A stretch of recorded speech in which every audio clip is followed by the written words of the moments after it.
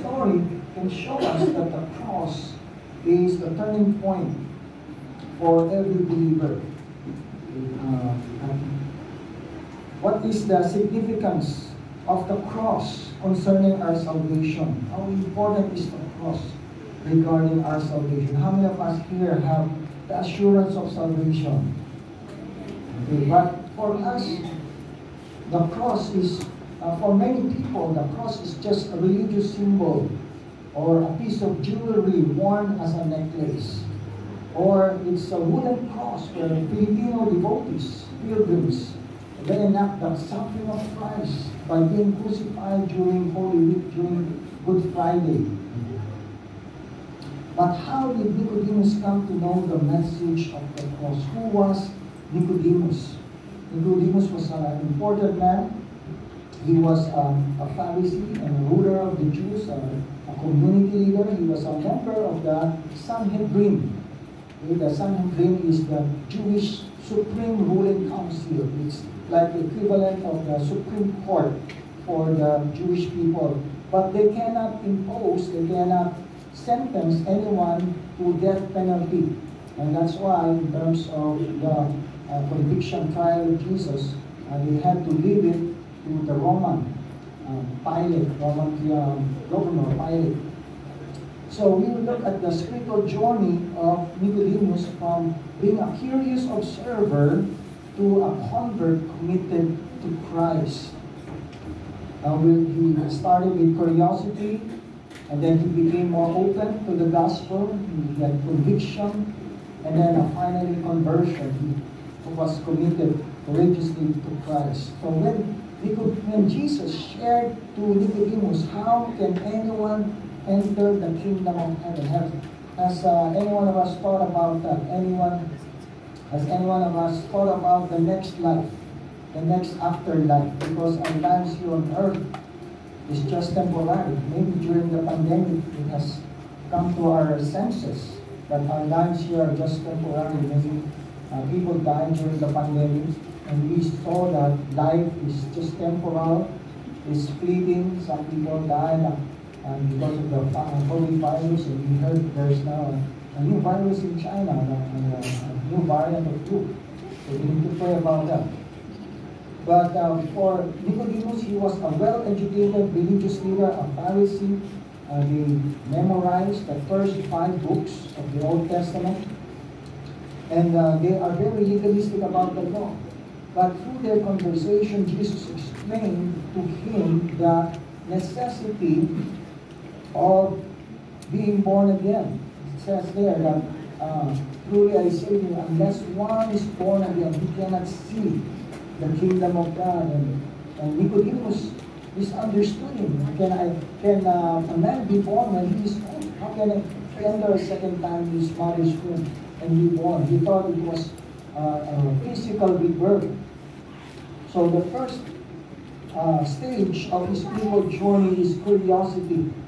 Curiously seeking Christ. In his conversation with Jesus, he met up with Jesus in the middle of the night. He came secretly to meet up with Jesus, and possibly was afraid that the other members of the Sanhedrin would know about it, that he met with a teacher who is unauthorized by the Sanhedrin. You see, at this time, Jesus was performing many miracles, signs and wonders. And Nicodemus acknowledged that God's power is at work in Jesus. And that's why I believe, Rabbi, teacher, that you are a man, a teacher sent by God, that came from God, because no one can perform these miraculous things unless God is with him. And so the topic of their conversation centered about the kingdom of God, the kingdom of heaven, and how can someone enter the kingdom of God? And so Jesus replied to the respectful greeting, Rabbi, teacher. So they addressed him with respect, but Jesus addressed him. He replied somewhat abruptly. Jesus replied, I assure you, unless someone is born again, you cannot see the kingdom of God. Now, what does it mean to be born again? Okay, some people misunderstand it to be born against. Born against the other religions. Okay? Or burn again. And they will burn. The people will burn in hell unless they're born again. So we need to understand how to be born again. Nicodemus misunderstood it, and Jesus explained it further, that you can see the wind blowing, but you cannot see it. And in the same way, it's the wind. It's like the wind of the Holy Spirit entering into someone's heart, or someone's body or spirit. And so Jesus told Nicodemus that you need a spiritual rebirth, to be born again, or means to be born from above. That's another translation, to be born from above. It's a spiritual rebirth from above, not a reincarnation, okay, or cycle. Have you heard about the reincarnation? That if you are born here on earth and you did some bad things, many bad things outweigh your good deeds, okay, you will turn into an animal the next life, maybe a dog, okay, and if you're not barking at night when there's a thief, you will be demoted, maybe a horse, okay, and if you didn't win in the races, in the horse race, you will again be demoted to a frog, okay, but if you're a frog and you kiss a princess, what will happen? You become a prince. You will believe that story. But that's not born again. That's a reincarnation. But Jesus answered, verse 5, Jesus answered very truly, I tell you, no one can enter the kingdom of God unless they are born of water and the Spirit. What does it mean, being born of water and the Spirit? Now, some commentators would say it's a physical birth and a spiritual birth. Yes, but this is a reference to Ezekiel 36, 25 to 27, where God provides spiritual cleansing. God promises that He will sprinkle clean water on us. We will be clean. God will cleanse us from all our impurities, from all our idols. And God will give His people a new heart and put a new spirit in us. And He will remove from us a heart of stone and give us a heart of flesh. Isn't it? That's the problem with people today. They have a heart of stone. That's why when you are, sometimes when you're correcting people about the wrong things they're doing, they would reason out, okay, and insist that they are right and they are simply wrong because they have a heart of stone. They have a hard heart. But God says He will put His Spirit, His Holy Spirit on us so we can follow His decrees. And this is a new covenant passage. And Nicodemus should have been familiar with this passage. That's the reason why Jesus asked him in verse 9, you're a respected Jewish teacher, and yet you don't understand these things. And so what people need today is a new life.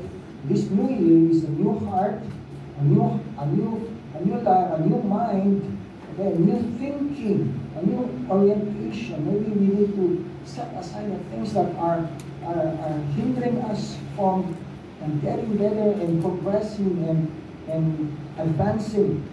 And that's why we need our spiritual rebirth. We need the power, the presence of the Holy Spirit. Now, Titus 3 tells us why do we need to be born again. Paul explains at one time we were foolish.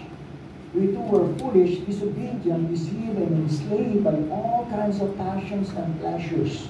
Do you know people like that? They are slaves to sin. They are slaves to immorality, to gambling, addiction, and vices, drugs. And it says here, we lived in malice and envy, being hated and hating one another. But when the kindness and love of God, our Savior, appeared, He saved us. Not because of righteous things we have done, but because of His mercy.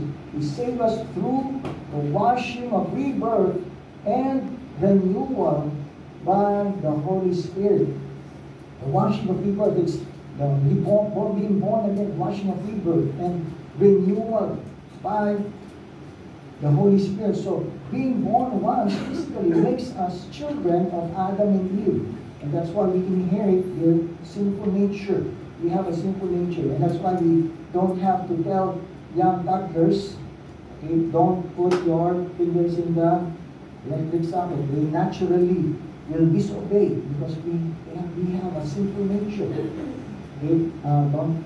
So, but we have to be born again or regenerated, renewed by the Holy Spirit, which means our dead human spirits. We are made up of body, soul, and spirit. Do you believe that? Can you check your seatmate if they have body, soul, and spirit? Check if they're alive. They're still there. Okay, they're still here. And body, soul, and spirit. So our body is our flesh and blood. Our soul is our mind, our will, and emotions, our feelings. But our spirit is the innermost part, our core, innermost core of our being. And it's dead, it's spiritually dead. And when we're born again, the Holy Spirit infuses life, He enters us, enters our spirit. And we are made spiritually alive again. So a person has to be born again. Why do we need to be born again? Because we have, in the next life, it's either we're in the kingdom of God or in the kingdom of, in the place called hell, burning hell. There are only two destinations in the next life. So a person has to be born again, made spiritually alive in order to enter the kingdom of heaven. Now, we see to space travel to the moon, what do astronauts wear? They have to wear spacesuits to travel to the moon and walk there. Why do they need spacesuits? Because they are specially designed to protect astronauts from extreme radiation, cold, and low pressure in space. They also provide the air to breathe in those spacesuits. So those space allow these astronauts to work and survive in space in the same way. They need to wear heavenly suits. What is that heavenly suits in the kingdom of heaven? Kingdom of God. That is to have a spiritual birth, a new heart, a new mind, a new inner being for us to go and enter and qualify. Now, if you go and travel to another country, you need a visa. Okay, isn't it? If you go to United Kingdom, okay, you need a visa. UK, you go to France, Paris, you need a visa to France, a European visa. And if you go to Italy, okay, Venice, Italy, you need a visa. But here in Macau, no more need. Just go there. Londoner, Lisham, okay, Big Ben, Paris, Eiffel Tower. No need for a visa. Go there. In London, isn't it? A blessing. That's a blessing. Okay.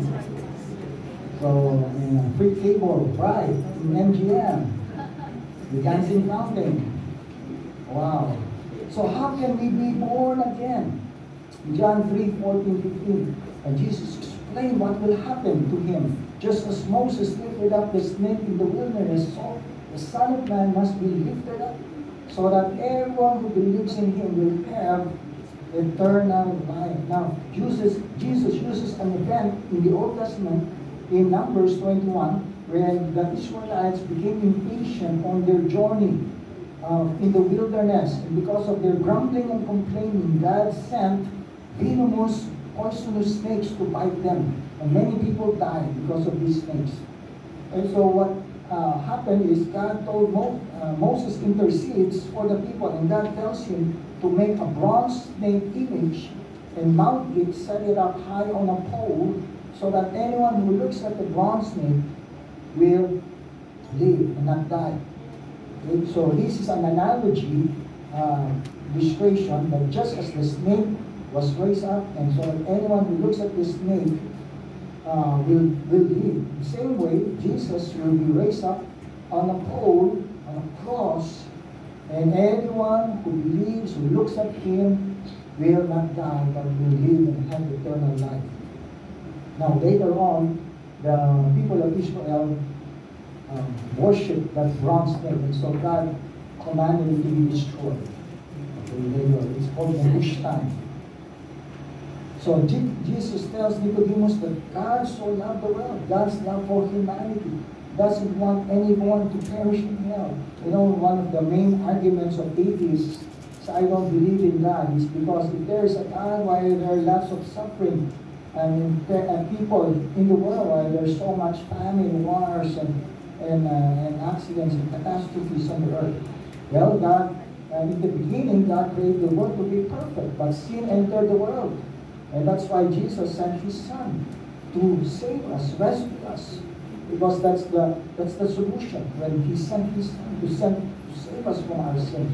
And so God gave us a free will, and in the beginning, God gave Adam and Eve free will so that they can freely choose to love, obey, and serve God. Because if God did not give them a free will, they will just be like robots. So automated robots. And worship and obedience to God is a decision based on our free will. So and that's why we are here now. We are here because of your free will to worship and believe in God. Okay? So, and that's the work of God until now. God is using me and me to reach out to people as followers of Christ, to tell them the good news that will rescue them from sin. Okay, so Jesus points to Nicodemus that his religion is not enough to save man from sin. You see, the Pharisees were very serious about the law. They classified all the commandments in the Old Testament they enumerated into 613 commandments. And there are 248 positive commands, meaning you shall, for example, you shall love the Lord your God with all your heart, mind, soul, strength. And there's a website that listed all these 613 commands in the Old Testament. And then there are 365. It's like 365 days a year. 365 negative commands or prohibitions, which means you shall not, for example, you shall not commit immorality or adultery. Okay, how many of you have memorized the 10 Commandments? Raise your hands. Oh, how many have? Okay, so you want me to teach you the 10 Commandments in 2 minutes? You can memorize the 10 Commandments in 2 minutes. Okay, all you have to do is just follow me. Okay, can we all please stand? Okay, this is a bonus. It's like kids' church. Okay, we're getting younger. Okay, number 1, there's only, do this. 1, there's only one God. You shall have no other gods except the Lord.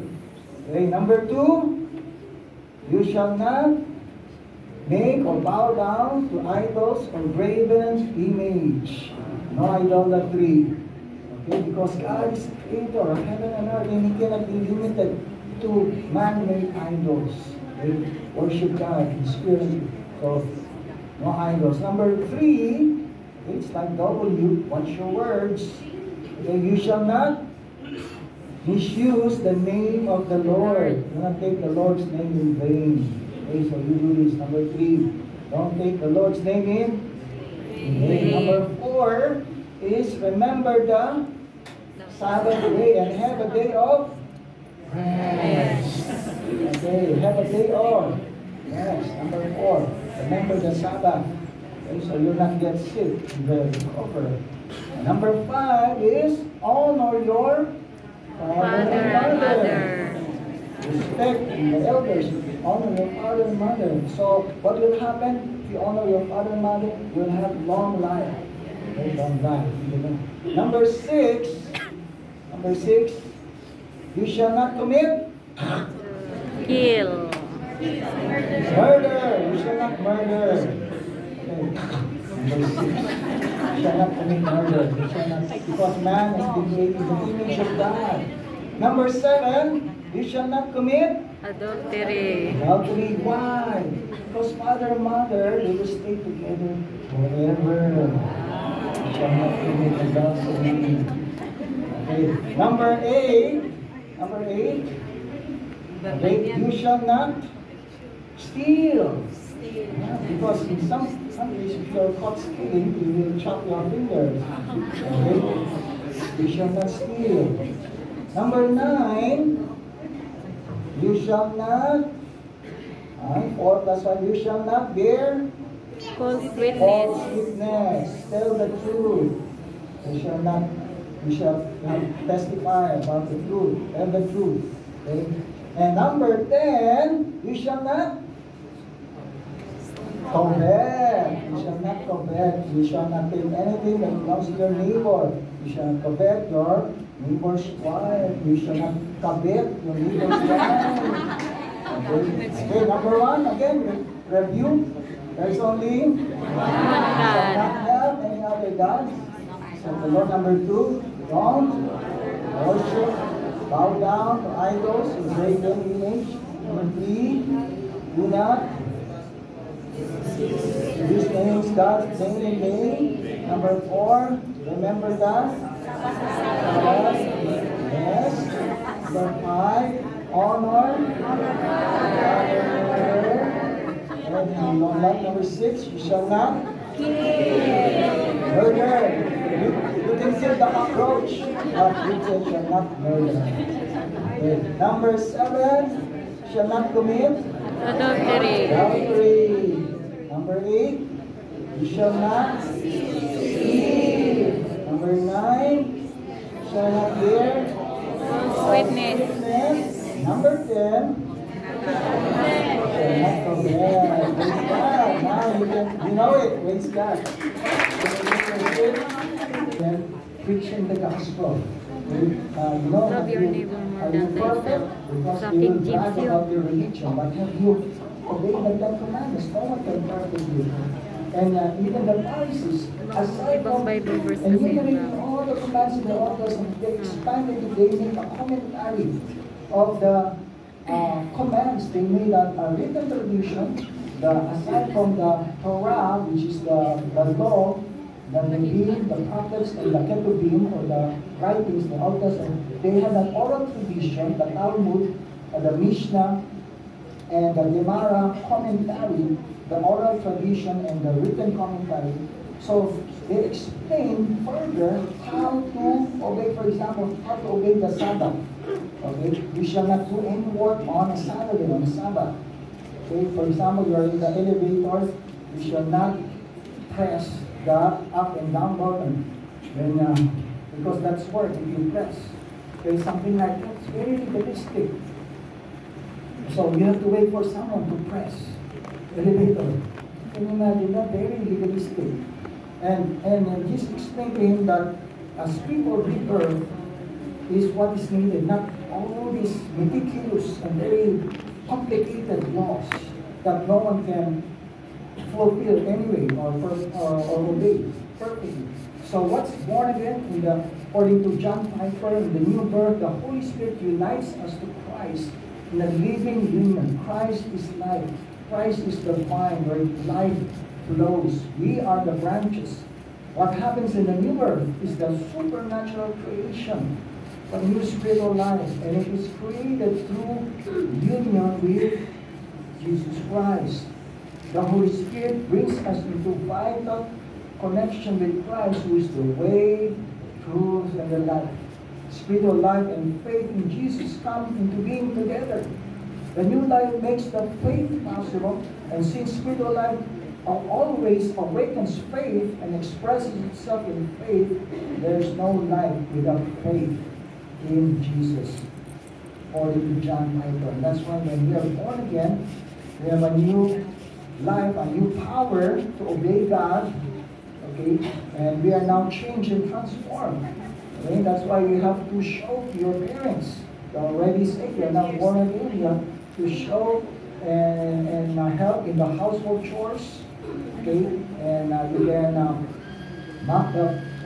clean the floor, mop the floor, then wash the dishes. Before you're not doing that, but now you're helping. How is it possible? Because you're now changed and born again. Number 2, conviction or cautiously. Nicodemus is now cautiously defending Christ. At the second time he was mentioned in the book of John. So the second time we can read about Nicodemus was when he was concerned about Jesus, when he was being accused, or when he was lacking a trial, and he defended him before the Sanhedrin. In John 7:50-51, Nicodemus had gone to Jesus earlier, and was one of their own number, asked, Does our law condemn a man without first hearing him to find out what he has been doing? They replied, are you from Galilee too? Look into it and you will find that a prophet does not come out of Galilee.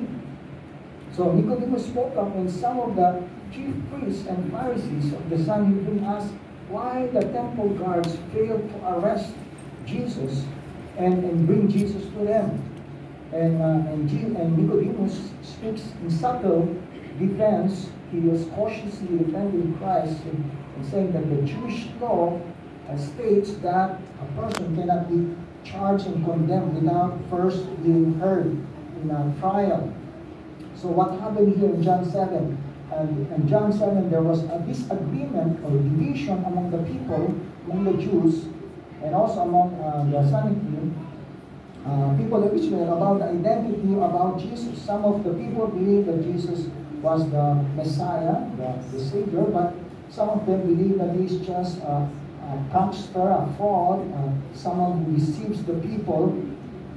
And the same way with the Sanhedrin. Many of them believe that Jesus was a false person. He's claiming to be the Messiah. And so basically Nicodemus steps up and he reminds them of the Jewish law that we should first give this person a hearing.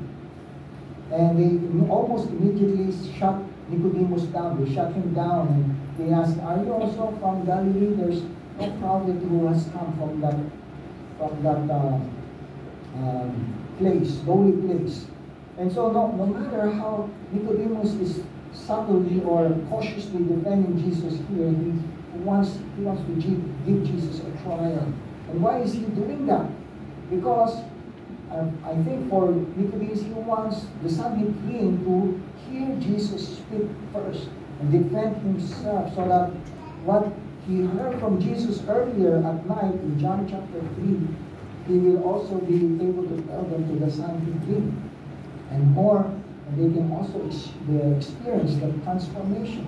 And so at this point, I believe Nicodemus is more open to the gospel, and the words that Jesus spoke to him in John chapter 3 that night was sinking in now into his heart, in his mind, and he used his influence to forestall, to delay any harm that can be done to Jesus by the Sanhedrin. Okay, so the first is curiosity. He was a curious observer. Now he's at the stage of conviction, and he's more open, and so he defends Jesus. But the third time Nicodemus was mentioned was at conversion, and he was courageously committed to Christ. So the third time Nicodemus was mentioned was during the burial of Jesus. He can transition from a curious observer to an open follower and to a committed convert, a follower of Christ. And so he publicly honored Jesus. He prepared his body for burial. But how did he do that? How did he come to this stage of commitment when he identified with Jesus at his burial and risking his reputation as a Pharisee? And so we should look back and examine. Nicodemus must have witnessed. He must have observed what transpired during the Passion Week.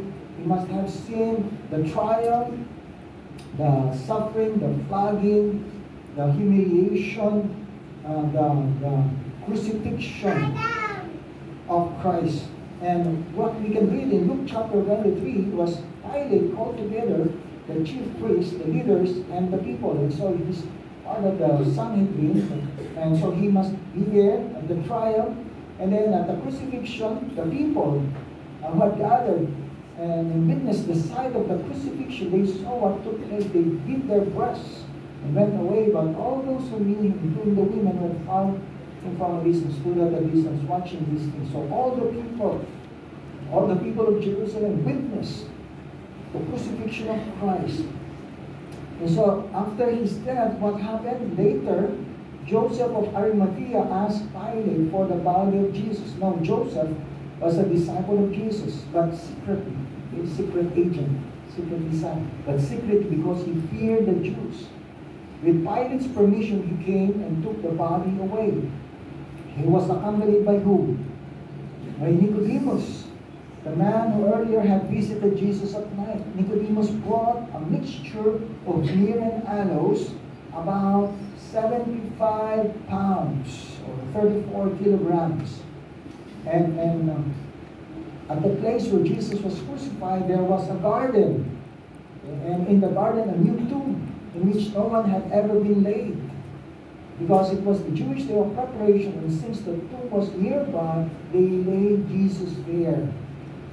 Okay, so what happened? At the burial of Jesus, Nicodemus brings a very heavy number of burial spices, myrrh, an embalming powder, commonly used in Egypt. Aloe was a fragrant powder, sandalwood used as a perfume. And the weight of these two spices is 75 pounds or 34 kilograms. And it's very excessive and very honoring to Jesus, a costly burial for his costly death. And the cost of the tomb can only be guessed, but the cost of the spices, someone calculated, it's estimated in our time to be worth $150,000 to $200,000, which is about 1.2 to 1.6 million MOP. Okay. So how many 1.6 million MOP? How many hectares can we buy? When Nicodemus, when Joseph and Nicodemus made a decision to take the body of Jesus for burial, it was a public declaration of their faith, of their allegiance, their loyalty, their commitment to Jesus Christ. And we can see here that they are no longer hiding, but they finally show their devotion, their commitment to Christ. There's no more reservations, but rather they are willing to risk everything and participate in the burial of the one who has just been crucified. So what happened? What has changed for Nicodemus? Something must have happened when he saw Jesus hanging on the cross. It's very possible that he remembered the words of Jesus, John 3:14-15. Just as Moses lifted up the snake in the wilderness, so the Son of Man must be lifted up, that everyone who believes may have eternal life in him. Do we believe that we have eternal life? Eternal life doesn't begin when we die. It begins here on earth. Eternal life is to know God, to know Jesus Christ. It's not about getting to the right church or religion. It's having a personal relationship with Jesus Christ, with the Lord. And so Nicodemus came at night because he was curious, but it was the revelation of the cross that converted him. He came seeking Jesus at night because he wanted to know, are you really the Son of God, the Messiah? Because no one is able to perform these miraculous signs unless God is with him. Yes, he was curious, but he became open and he continued to seek the Lord and investigate. And he came to conviction, to a conclusion that Jesus is the Messiah, the Son of God, the Savior, the Lord and King.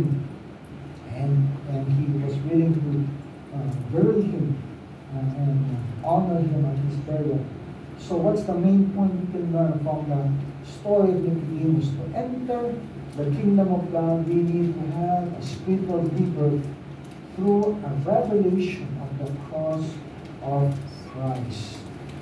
So if anyone, all of us, for us to enter God's kingdom, starting here,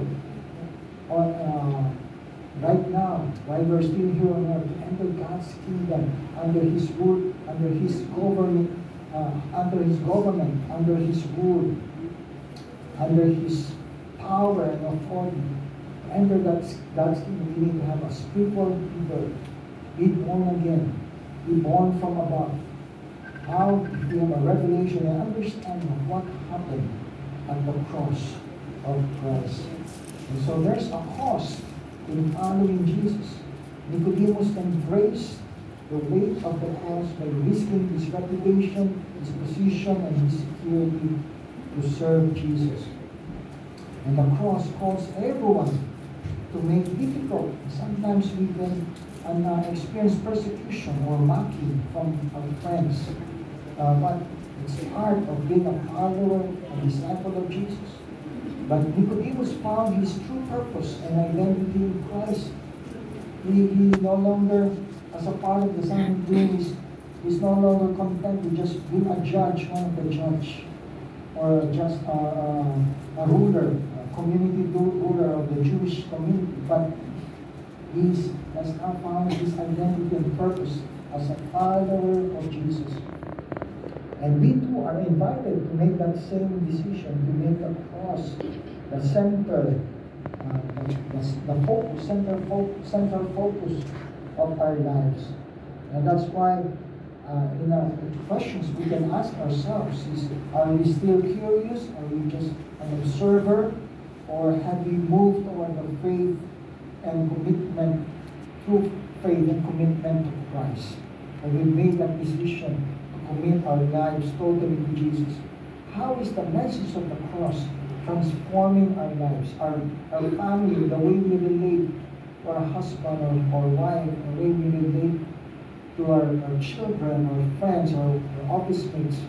Are we living a life of sacrifice, or are we putting ourselves first, or are we will be serving others? Because Jesus first came. He came here to serve us and gave his life as a ransom for us on the cross. If Nicodemus made a bold step to publicly identify with Jesus at his burial, buried him and gave generously, how are we? What are some courageous steps, decisions that we can make today, this year? What are some bold steps or adventurous steps that we can make in our work, within our circle of friends? Who are the people we need to reach out this year? And what are the things we have never done before? Maybe join a short-term 10 days mission trip.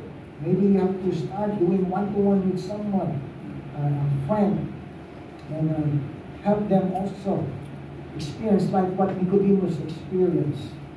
And so we can see here that Nicodemus, at first he tried to impress or honor Jesus, but Jesus made got straight to the heart of straight and to the heart of the issue of what he needed. And the Pharisees, they tried to regulate the laws, the right behavior by imposing these man-made rules. But Jesus made it simpler. Okay, how? Because it's because of the great love of God, Jesus made it simple so that anyone can enter the kingdom of God. Jesus, and this is the message in John 3:16, 17. For God so loved the world. And now let's read it all together. Let it go. For God so loved the world that he gave his only Son, that whoever believes in him should not perish but have everlasting life. For God has sent his Son into the world to condemn the world, but in order that the world might be saved through him. Praise God. And that's the great message of salvation for each one of us, and which we can also share to other people starting this year. It is the good news that liberates us from performance, from doing good works and achieving our own merit in order to get to heaven, but only trust in Jesus.